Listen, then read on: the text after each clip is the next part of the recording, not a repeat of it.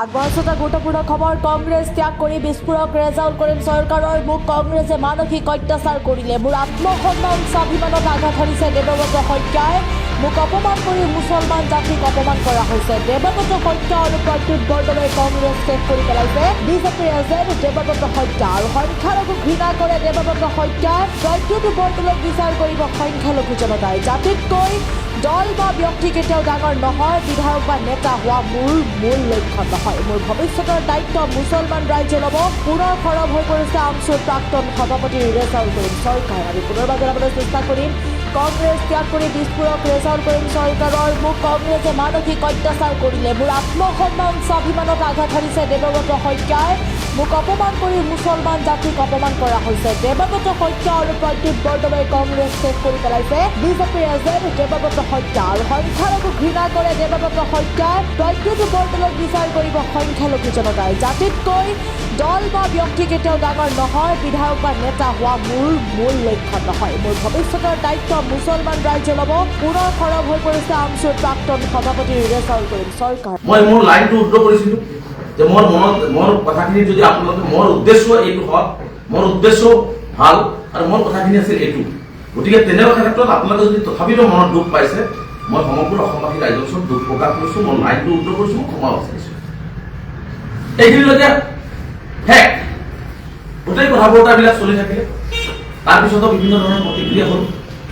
মই যি দলত জইন কৰিছিলোঁ, মই যিটো দলৰ পৰা আজি ৰিজাইন দিছোঁ, সেই দলৰ সভাপতিয়ে প্ৰথম দিনাও তেওঁ উত্তৰ দিলে, দ্বিতীয় দিনাও উত্তৰ দিলে। দ্বিতীয় দিনাও উত্তৰ দিলে, তাৰপিছত আকৌ দ্বিতীয় দিনাও বিৰোধী দলৰ দলপতি দেৱব্ৰত শইকীয়াই উত্তৰ দিলে। মই তাত ক'বলগীয়া একো নাই। যিহেতু মই দলত জইন কৰিছিলোঁ, দলৰ নীতি আদৰ্শ মই মানি দলৰ ক্ষতি নোহোৱাকৈ, দলে বিপদত নপৰাকৈ মই সকলোখিনি কাম মই কৰিছোঁ। মই মোৰ শুদ্ধ অন্তঃকৰণেৰে সমন্বয় আৰু মিলা প্ৰীতিৰে উন্নয়নেৰে এখন বৰ অসম কৰাৰ কথা কৈছিলোঁ। তাৰপিছতো যিহেতু মানুহে এইটো লৈ প্ৰতিক্ৰিয়া প্ৰকাশ কৰিছিল, তাৰপিছতো কিছু সংবাদ মাধ্যমত সেইটো অলপ বিকৃতিৰ ওপৰত প্ৰকাশ কৰিছিল, যাৰ কাৰণে মই সকলোখিনি মানি দলৰ স্বাৰ্থত কাৰো মাজত মনত দুখ নাথাকক, ভাঙনমুখী পৰিৱেশ সৃষ্টি নহওক, তাৰ কাৰণে মই যাৱতীয় কৰণীয় কাম মই সম্পূৰ্ণভাৱে কৰিছোঁ। সেইখিনিলৈকে মই ঠিকে আছোঁ। তাৰপিছত মই যেতিয়া প্ৰতিক্ৰিয়াবিলাক চলি থাকিল পিছদিনাখন, তাৰপিছত আকৌ দেখিলোঁ ৰাতিপুৱা দেখিলোঁ ভয়ানকভাৱে মুখ্যমন্ত্ৰী হিমন্ত বিশ্ব শৰ্মা ডাঙৰীয়াই যি ধৰণে দুদিন মোক লৈ বিভিন্ন ধৰণে তুচ্ছ তাচ্ছিল্য, এটা সংবাদ মাধ্যমত ক'লে যে মিয়ালেণ্ড বনাব খুজিছোঁ। মোৰ বক্তব্যত মই কেতিয়াবা মিয়ালেণ্ডৰ কথা কৈছোঁ, মিয়ালেণ্ডৰ কথা মুখ্যমন্ত্ৰীয়ে কৈছে। মুখ্যমন্ত্ৰীয়ে ভাগ কৰিছে অসম। মুখ্যমন্ত্ৰীয়ে উজনি নামনি এখন নিকৃষ্টতম ৰাজনীতি কৰে।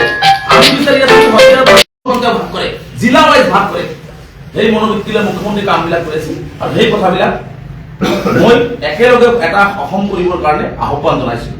আৰু তেনে ক্ষেত্ৰত পিছদিনাখনো মই দেখিলোঁ যে বেলেগে কোৱাৰ আগত মই যিটো ঘৰত গৈ জইন কৰিলোঁ, যিটো ঘৰৰ মই নতুন আলহী, মই প্ৰথম দিনা সকলোখিনি কোৱা হ'ল, মই কৰিলোঁ।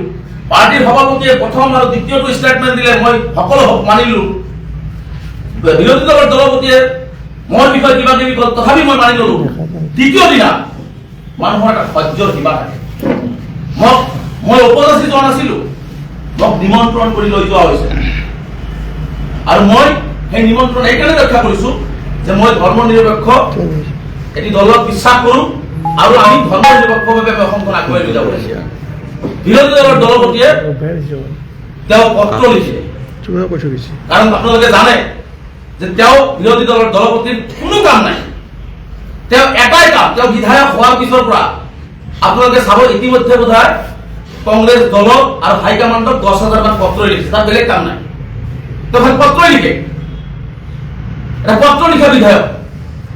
সেই পত্ৰ লিখি দলৰ মাজত বিভিন্ন ধৰণৰ বিভাজন সৃষ্টি কৰে।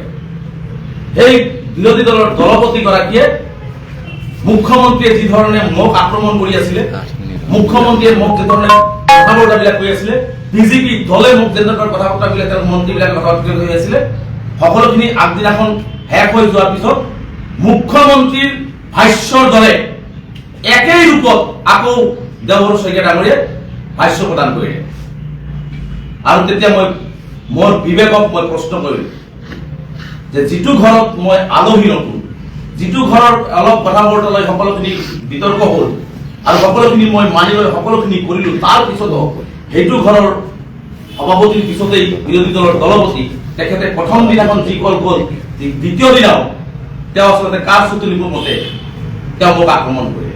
এই কথাটোৰ উত্তৰ দেৱৰ শইকীয়া ডাঙৰীয়াই দিব লাগে। আৰু দেৱৰ শইকীয়া ডাঙৰীয়াৰ মুখৰ কথা আৰু হিমন্ত বিশ্ব শৰ্মা ডাঙৰীয়াৰ মুখৰ কথা এক।